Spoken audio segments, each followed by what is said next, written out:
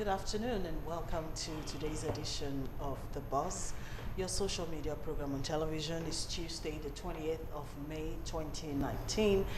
And my name is Patience Belokafo, your regular anchor on the program. Joining me at the table this afternoon is a pleasure to welcome back Prince Francis Chilaka, Executive Director, Kut Foundation, and he's also a social commentator. Good afternoon, sir. Thank you, Patience. Afternoon.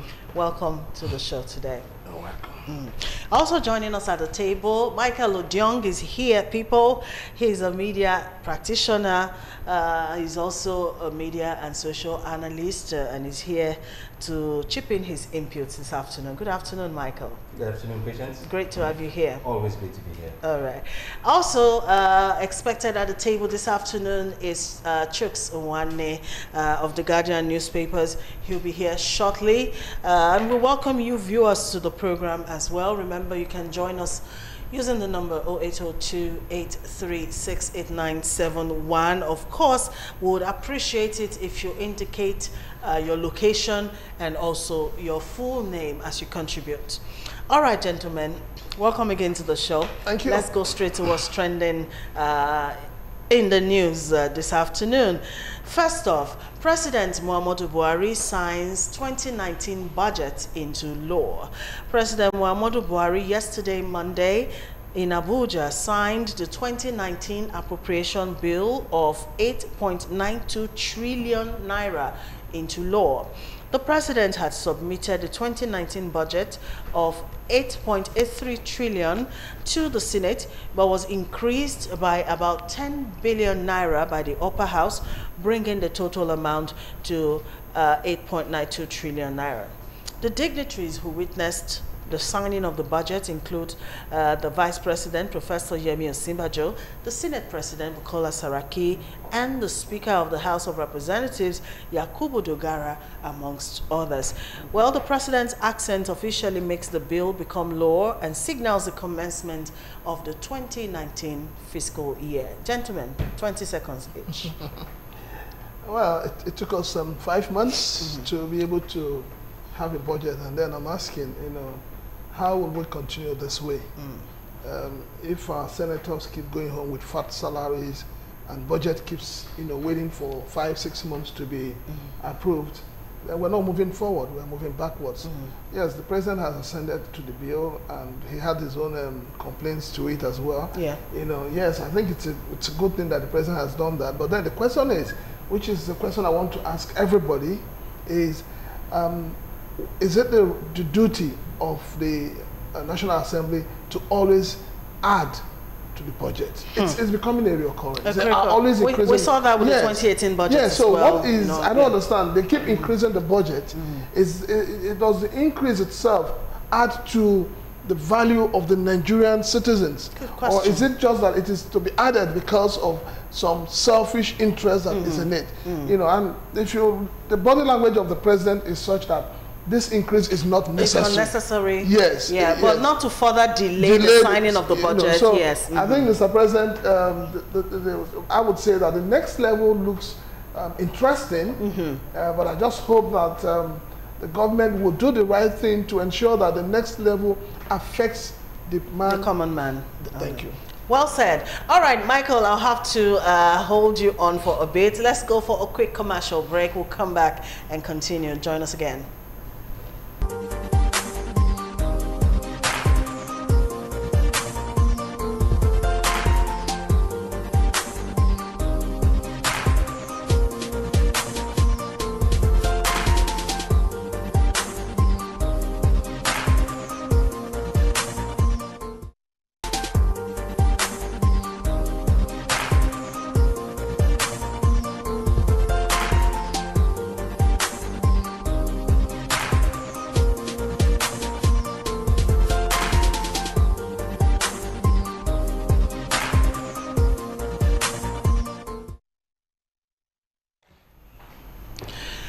Thanks for joining us again. If you're just tuning in, it's The Buzz, your social media program on television. All right, from that commercial break, we continue where we stopped. Meanwhile, Chuks Nwanne of the Guardian newspapers, my senior colleague, joined us at the table. Good afternoon, Chooks. Good afternoon, and thank you for having me today. Welcome. All right, before you came in, we were discussing the signing of the 2019 appropriation bill. All right, Michael, take it away. Okay, for me, you asked a question about the National Assembly always increasing. The fact of the matter is, it's called an appropriation bill. And the people closest to the people is the National Assembly. They are representatives of the people. So I do not see how the executive would know better than the National Assembly in terms of what is happening in various domains. So if they feel that, okay, this money is not going to be enough to solve the issues around our community, it's an appropriation bill. They can say, look, let's up this thing. But the fact that we're not looking at is that what really are these monies used for? The president actually said that 90 billion has been added. 90 billion, according to him, padded. And then you have a 90 billion padded and you still sign the budget. Then that means there's a problem. It's either we're not telling ourselves the truth or there's something more to this. Okay. No, sorry, patient. I just want to take you on something that you pinched something that is paining me right now. The National Assembly, like you said, is closer to the people. Yes. And yet they're finding it difficult to allow the autonomy of the local government. So how close are they to the people? That is also an executive Misplaced problem. priority. It's a misplaced priority. No. All right, gentlemen. Let's not argue about this issue. All right, Chooks, let's hear your take on the signing of the budget into law. I think this morning I was watching the clips from that ceremony, and one thing I took away from that whole process is at the point where the president said, I called the Senate president, I called the Speaker of the House, and I let them understand that holding on to the budget does not affect me as the president. You are holding the country for 7 months. Exactly. And for me, if that caps the Saraki presidency of the Senate and head of the National Assembly, if you can hold the budget of the same people you claim to protect, claim to represent for 7 months, then there's something wrong. And I think they should think about that statement all through their life. Because the way the president said, he said they cannot deny. I called them. The president went out of his way to say, look, young men, this is not about Buhari. We have some Nigerians to take care of. Exactly. Whatever politics we are playing, this is not time to play the politics. And if they went ahead to still keep that for 7 months, then Saraki and Dogara should ask themselves questions. Exactly. And also that calls to mind the fact that, you know, what the president presented versus what he was finally given to sign wasn't the same thing. And even made it clear. Altered. Yes, and he said that, But because he didn't want to hold on to the budget. No, he doesn't want to hold on, because what he said is that we are going to continue to have conversation with the 9th Senate on these things. But he doesn't want to keep holding Nigerians down. True. Nigerians always cried that this government is holding them down. I think now we know who has been holding us down. Okay. And we should apportion brains properly. Thank you, Chooks. Proper quarters. All right, let's move it along. Nigerian Senate passes bill to change Yaba College of Technology to university status. The Nigerian Senate last Thursday passed a bill to convert the Yaba College of Technology to City University of Technology. The bill seeking the conversion was sponsored by Gbenga Ashafa. In his lead debate, Mr. Ashafa argued that Nigeria's march towards providing education for all in the shortest possible time informed his introduction of the bill. He said the new university will encourage the advancement of learning, among other benefits. Mr. Ashafa also said the country should be ready to adjust its educational institutions in line with its aim of becoming one of the world's leading economies, as currently being pursued by the government. Well, when this bill is finally enacted into law, the institution will have the power to establish campuses, institute professorships and readerships, award fellowships and scholarships, grant degrees, diplomas, certificates, as well as honorary degrees. The bill was passed in a unanimous vote by the lawmakers. I think this is a long time coming, really, because I know this issue of Yaba Tech has been, you know, a burning issue for a while. But let me hear your contributions. Yes, it's. I would say yes, the Senate has done a good thing, but I still go back to blame the Senate.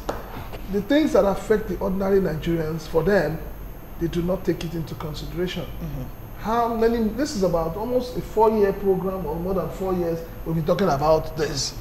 You know, it's funny.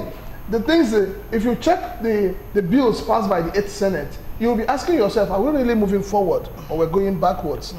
So what has happened is that, oh, suddenly they have woken up from sleep and they realize, oh, we're about to close down. We haven't done the work. So let us see as many as we can. No. We have gotten past that level. And that's why I keep saying that it is time that we look as Nigerians again at the 1999 Constitution and look at the Senate we currently run. Do we need this kind of Senate? Do we? If we don't need it, it is, for me, it is too ambiguous. The money we spend on them is too much. It does not give, for me, it does not give us production for the money that has been put into the Senate. All right, Michael, how is this change in status going to affect the standard of education in the country, as it were? Well, first and foremost, it's a welcome idea, a wonderful idea. Like you said, it's been long coming, and they have finally done the right thing. But my fear is that as a university, is it still going to be a technical stroke technology university? Because if you tamper with that status, then we would have a problem. The purpose will be defeated. The purpose will be defeated. Okay. Because Yaba Tech, as everybody knows, is about the #1 technical at the level of university you have in this country, and none compared to it. So if it moves from the level of where it is now to a university status, let all those curriculums that are there remain there.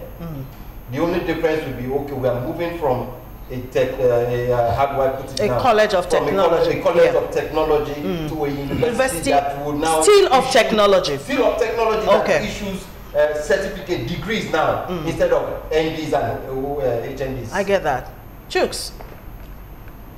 I don't want to throw a party for somebody changing the name of Yabatech. I don't think I'm excited about things like that.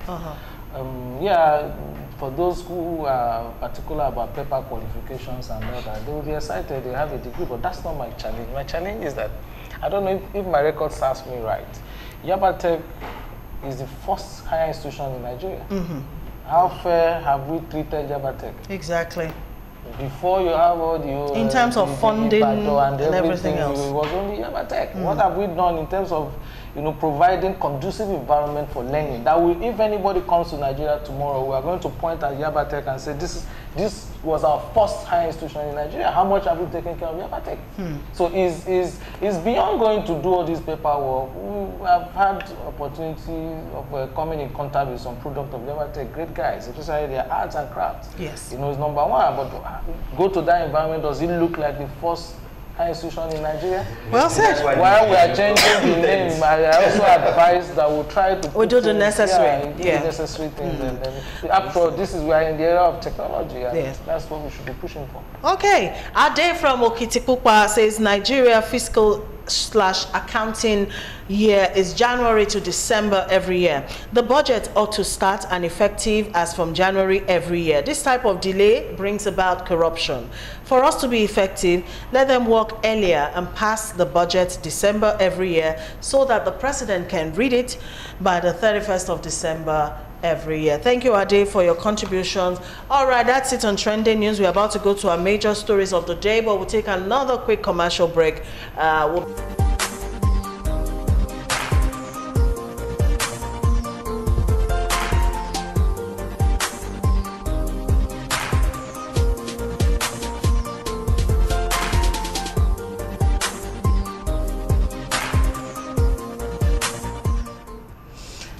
Welcome back. 0802-836-8971 is still the number to use. SMS, please endeavor to indicate your location and also your name.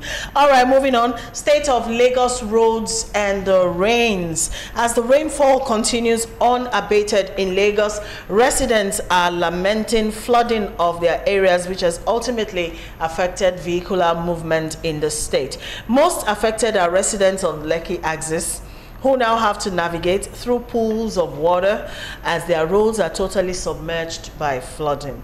Also experiencing flood are residents of the reclaimed Ilubiri, Parkview and Banana Island, which are said to have been submerged. The mainland too, of course, we know is not left out of this. I mean, last week Monday, the whole of Ireland into Okwebi was more like a canal, if you know what I mean.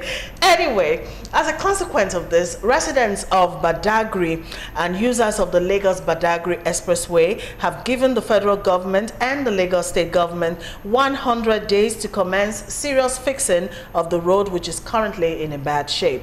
The residents staged a protest on the state of the road on Monday and said the transnational route has become a burden on them as they threaten to paralyze socio-economic activities along the axis if the authorities do not take action by the given deadline. They were joined by notable human rights activists who described the state of the Lagos-Badagry road an embarrassment to Nigeria. Also, the very unfortunate incident of the 26-year-old accounting graduate. I know, did we hear about her who went missing?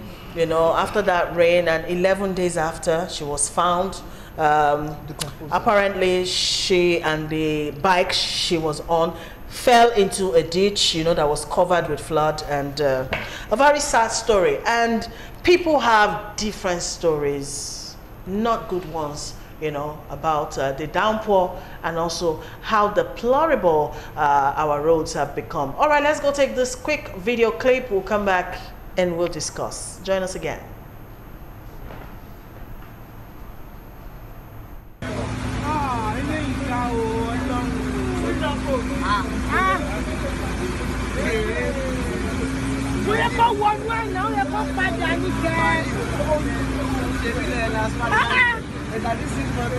Go back now. Go back.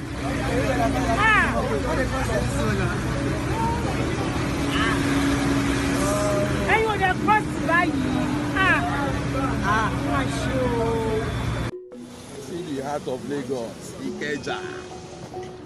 Even Ikorodu self no go flood like this. Wait, to me my phone no go fall inside water. Jesus Christ. Use Ikeja. Would you fly boat? Use Ikeja. Is it like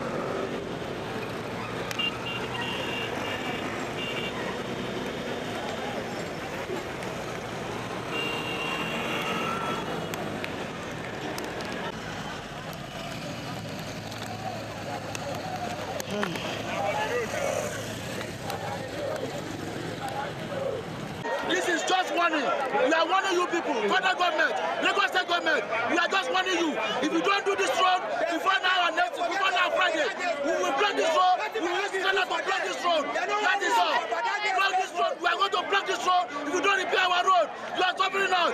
This is the road enforcement agent that is blocking this road. We are going to block this road. If you don't do this road, we are going to block it. Please come to my head and make sure you do this road for us. let the government be aware that we are suffering on this road.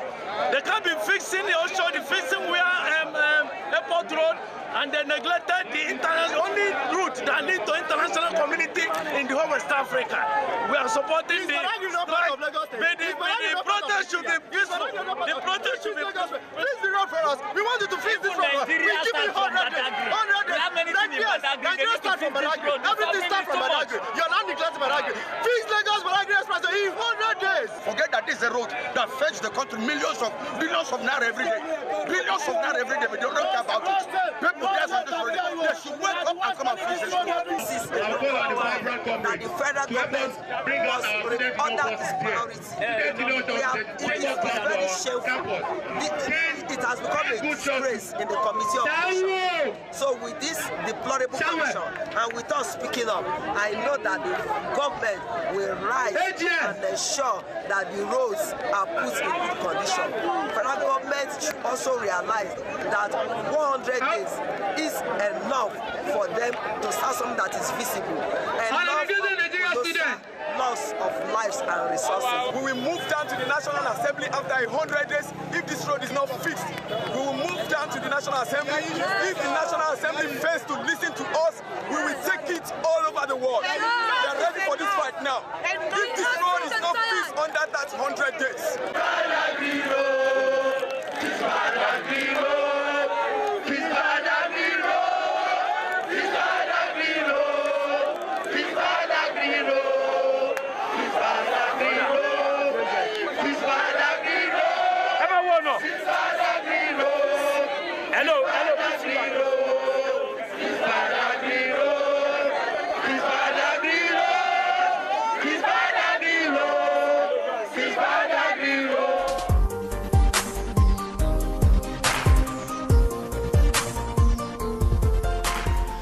Thanks for joining us again. The number is still 0802-836-8971. SMS only. All right, gentlemen. Every time the rains come down, it's like it becomes more obvious that our roads are that bad. Let's talk, Prince Chilaka. Well, I think I want to start from the point of saying that we have a structural system defect in Nigeria. And that starts from the lack of continuity. Every new government has their own agenda, which they want to promote, which is totally wrong. I think that every new government should look at what the other government has done, look at the major projects they have started, and try to finish them. And I'll say this is where I give it to Mr. President. I've not seen any new project started by this administration. Or the administration that is about to go, but what they have done consistently is to try to finish old projects. To consolidate. Yes, and that's the way it should be. The problem with the state governors is that they spend all the money for the state going in circles. If they're not doing Lekki, they are doing Awolowo Road, they are doing Ikoyi, just the same places that the old government has been touching. And then they ignore the roads that leads to where the people who give them the votes are. The Nigerian masses are only useful to the politicians when they need our votes. After the votes, Femla Bush, everybody go to your own, on your own, or your. It is totally wrong. You know, I would say that unfortunately, this is a country where we don't follow protests to the end. People just come out, they make noise, suffering and smiling, they continue with their journey. If I was going to be part of that protest, we will sit on that road, we will behave like the Chinese. We will bring our mat, we will sit on the road, cross, lie on it, no movement. By the time you do that for 1 week, government will wake up from sleep. The problem is that our government and their governance have continued to take the Nigerian people for granted. Okay, Michael. Like he has said, it's a very unfortunate situation we find ourselves in. There's no continuity, especially in a place like Lagos. Look at this road, the Lagos-Badagry Express Road. In this administration, I can categorically say that ever since it started, the CCECC company that is working there, I have not seen them. They have totally abandoned that road. At least I am there every day.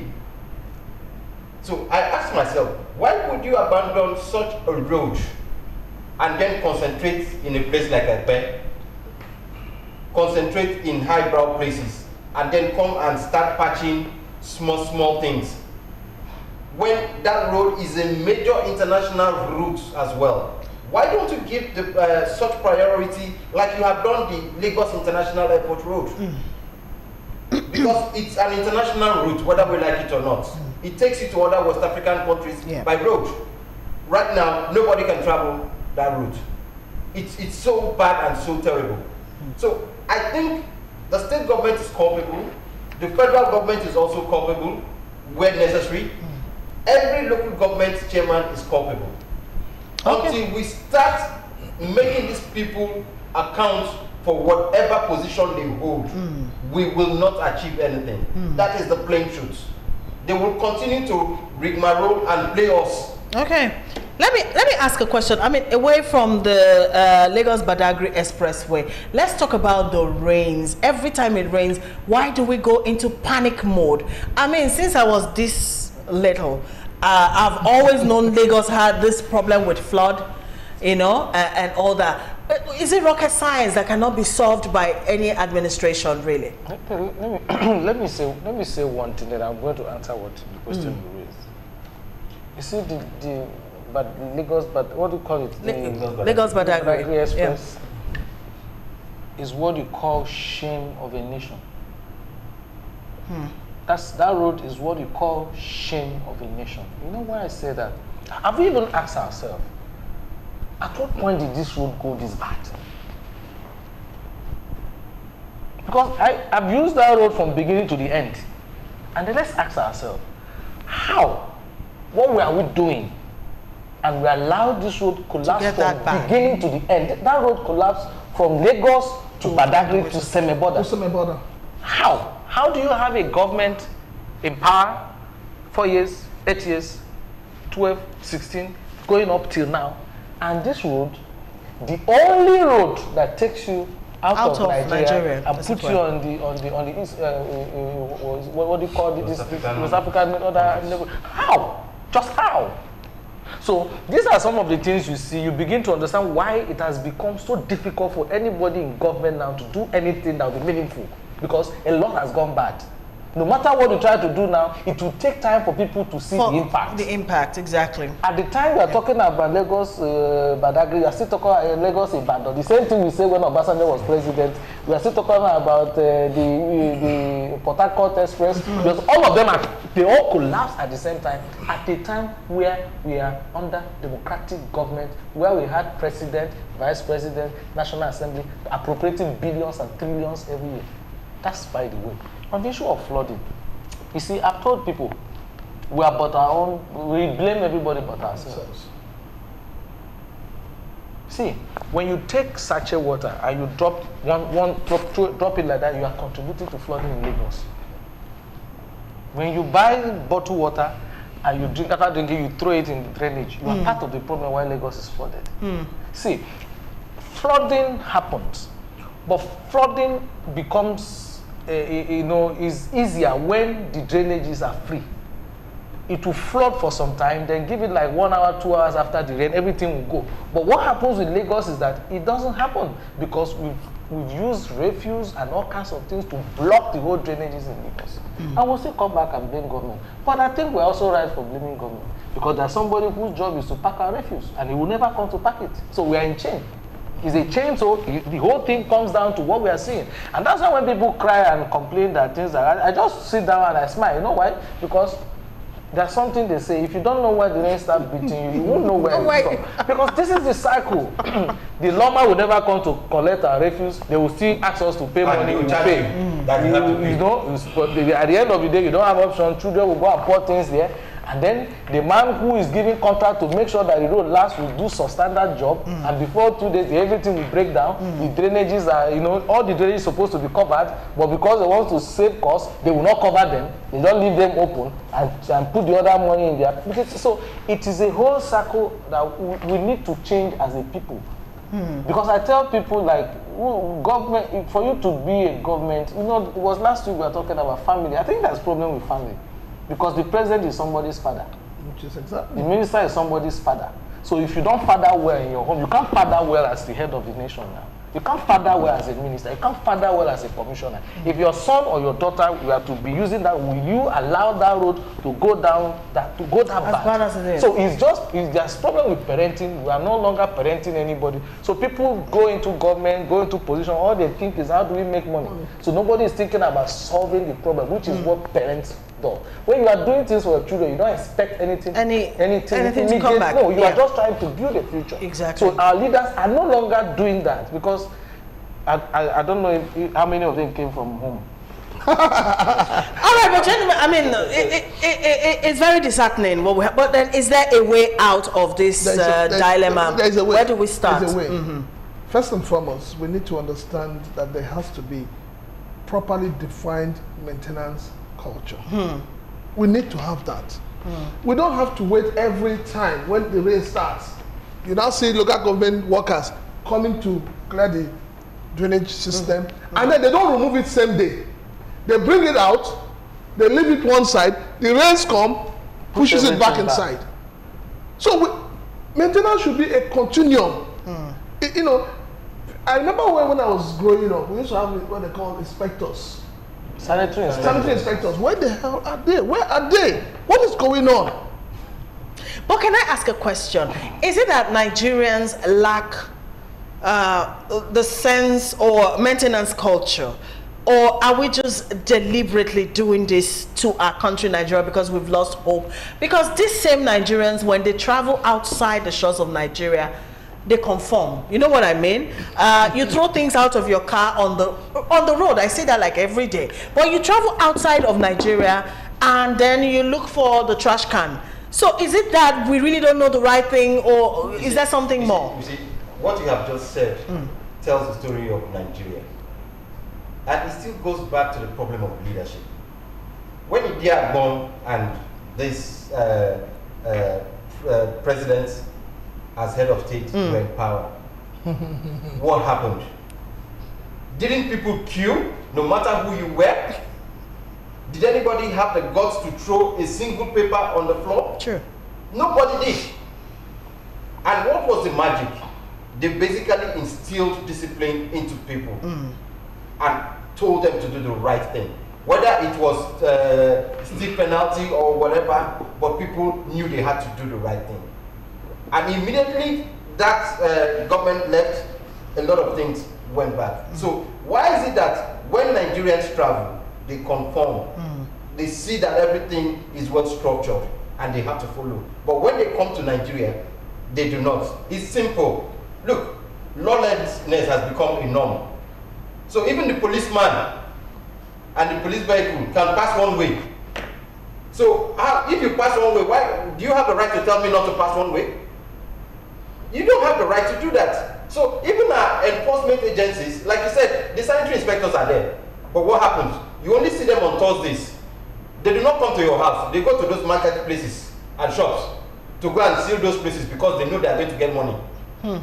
So why would they not come to your own place? Which is that not also a part of their duty? Okay. So it's all about corruption. No, I think no. For me, see, I think the thing is this.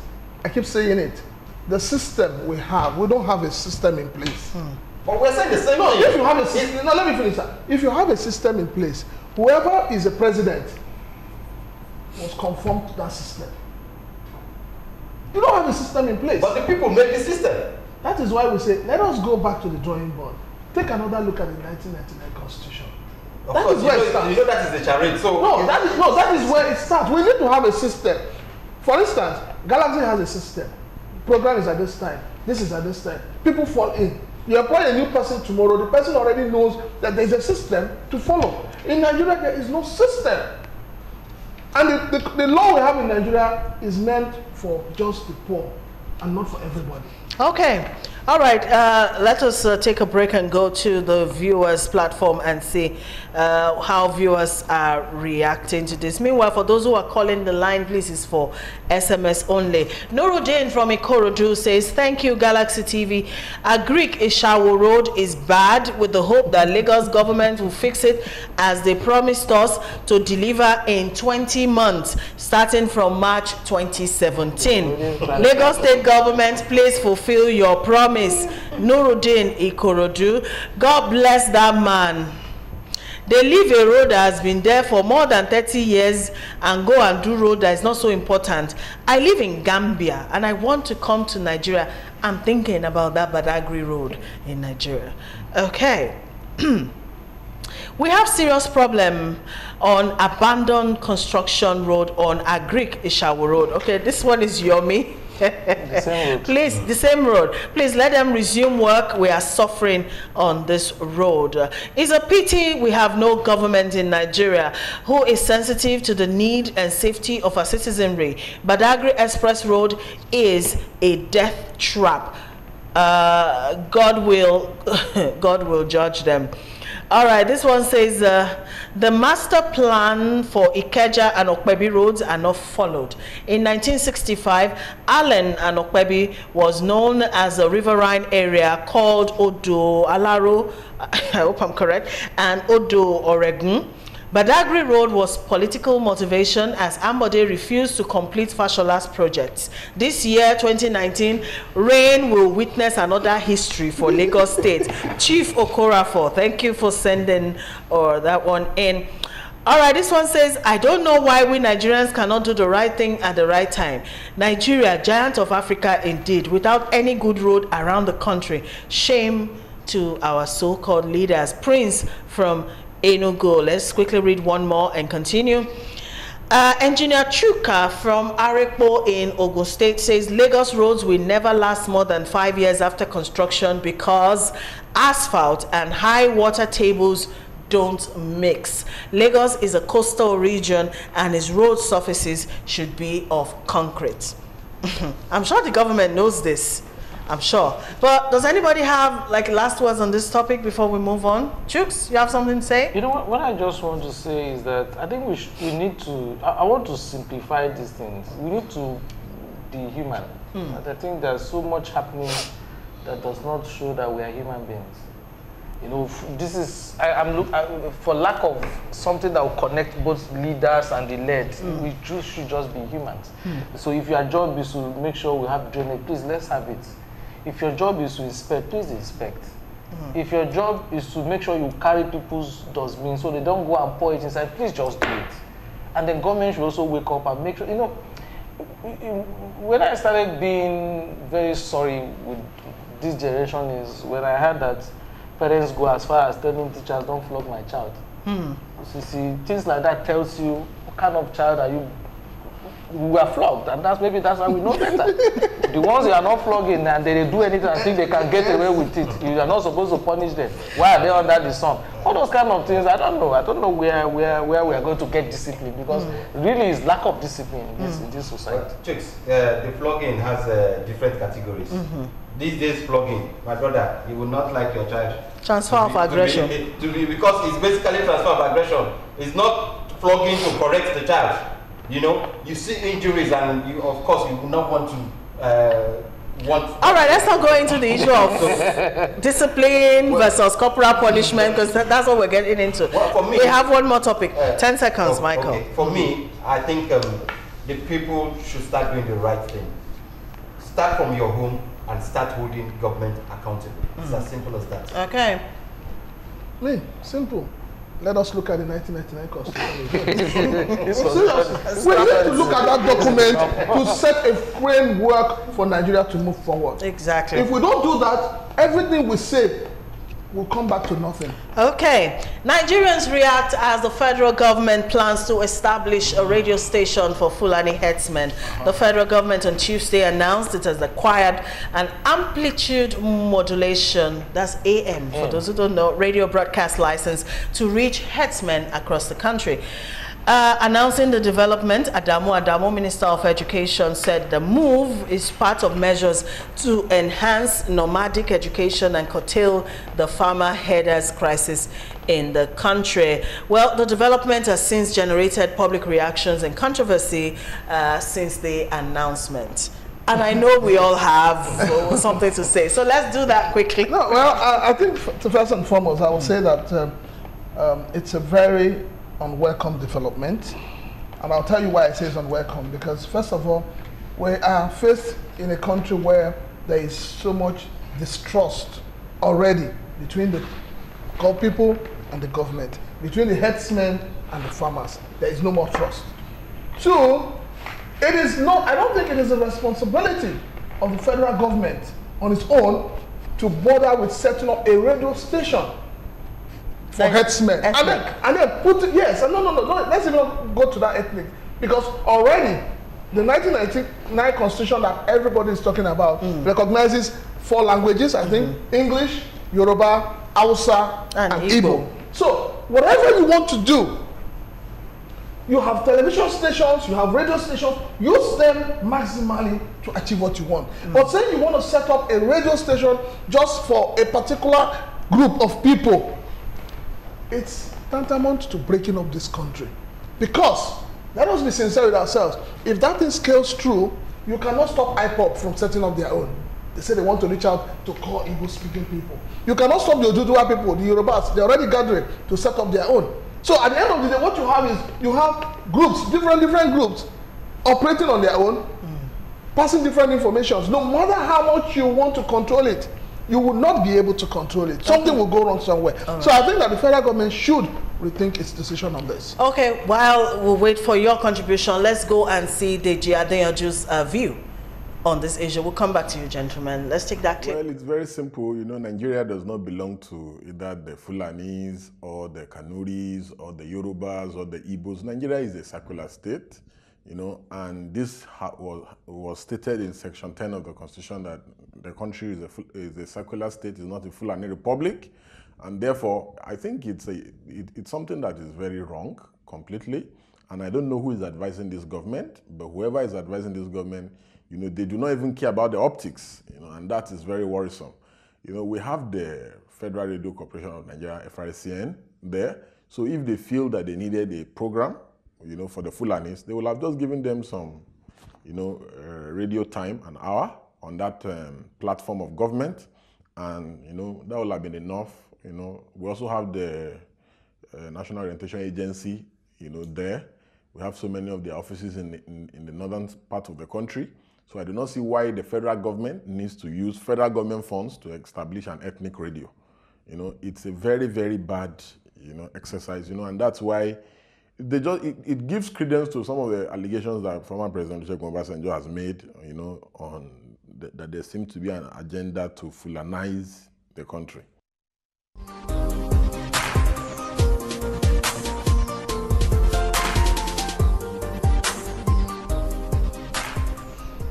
Okay, welcome back. Michael. I think it's a right step done by the wrong people. And I do not even see any need for that radio station. You have BBC Hausa. I mean, since I was a kid, even the Fulani people, when they go about to their cows, they're always with the radio. What do they listen to? Which station? They don't understand English, so they can't be listening to an English-speaking radio station. So it's either they're listening to BBC Hausa or they're listening to FRCN, and there's one, I've forgotten the name, Radio Kaduna, Bond FM, and all that. So why would you now come and establish a Fulani radio station when you already have structures to communicate to them? And these are the stations these people have been used to for a very long time. So you coming to tell them that there's a Fulani radio now, they will have to start. I think it's a waste of resources, waste of time, and creating more problems than solving any. Okay, Chooks. You see, I'm going to be very careful what I'm going to say. Yeah. I might end up annoying some people, but you know, I try to look at things being very realistic about it. The truth is that, let's ask our question, what led to the point of thinking of having a radio station for the Fulanis? Is the fact that we are losing lives. Everybody is complaining there is insecurity everywhere in the country. And then we nip this thing down to Fulani herdsmen, and which I choose to call bandits, because there are herdsmen everywhere, you know, doing their legitimate business. Then how do you separate the bandits from the real Fulani? You know, sometimes let's sit down. I understand the people, you know, questioning what the government is doing, because sometimes you wonder how a government that has so much communication channels and don't make use of it. National orientation, all this, you don't even do anything to explain to people what they're trying to do. It's a good idea, but the way they came about it is what caused the problem.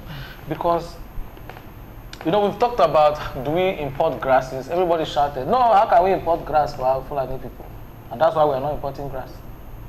We thought about, okay, let us open the old grazing routes. Why must we, government, be opening grazing routes for private businesses? And we shut that one down.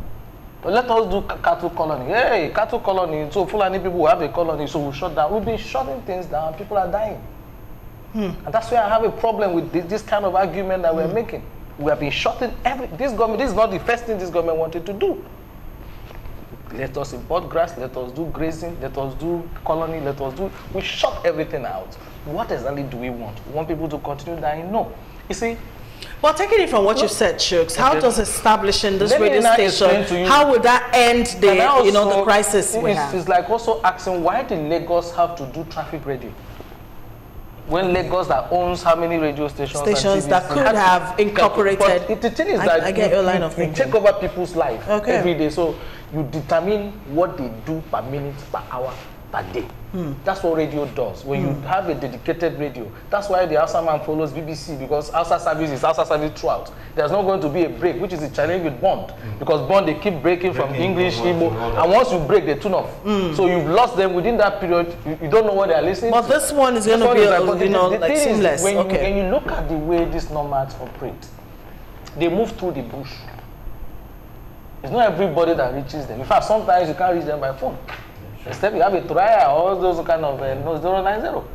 So the only way to even know where these people are is, and then to feed them with information, is to have some radio station, some program designed to change their mindset. And the mistake they made was saying you want to establish radio station for Fulani. Well, who does that? You should say, if you want to establish a radio station that cement relationship between the herdsmen and farmers and put them together and say, but when you single out say, and they say you are talking of Fulani, why do you have to say that?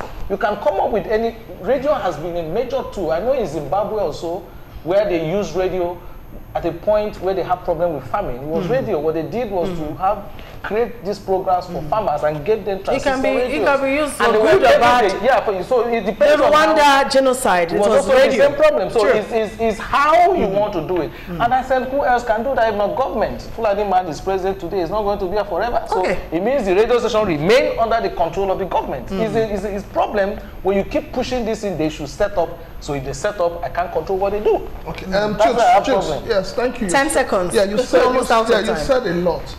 But let me tell you the truth. When there's distrust in a marriage, that's where the problem is. The first thing you do is to build back that trust.